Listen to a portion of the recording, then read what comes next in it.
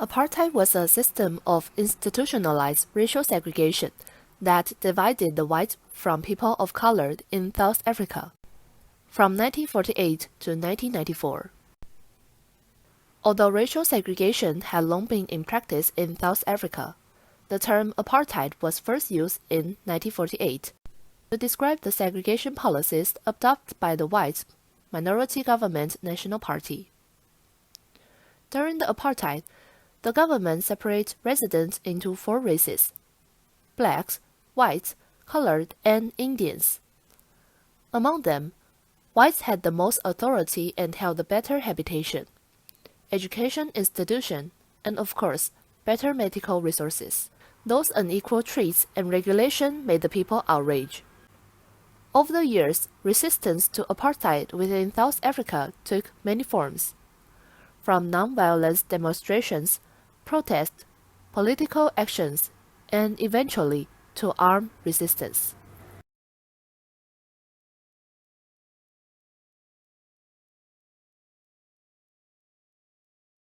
John Maxwell Coetzee was one of the critical writers at that time.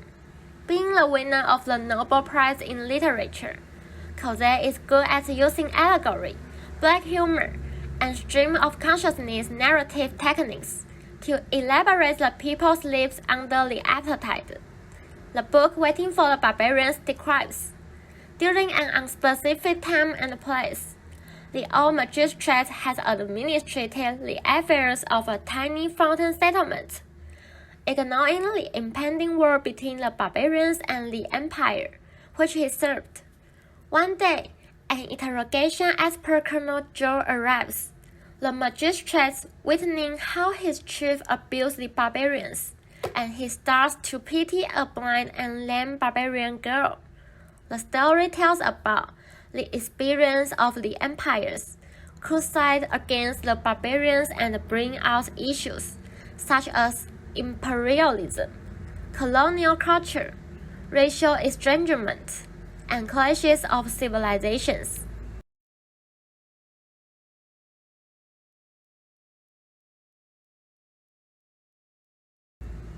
This research project aims to discuss how the author uses allegory to represent ethnocentrism in South Africa and connect the plot with the actual event of the Soweto Uprising. The Soweto Uprising was a series of movements against the South Africa government and its apartheid policy in 1976. The reason is that the government enforced the implementation of Africans' education, stipulating that at least 15% of primary education used Afrikaans. However, only less than half of the people spoke Afrikaans in South Africa. The protest quickly spread to other small towns within a few days and lasted until 1977, before it subsided. 160 people were killed in the first week, and over 500 people were killed in the end. The novel Waiting for the Barbarians examines the South African formation when, in a reaction to the Soweto Uprising of 1976, the apartheid state turned to the military option.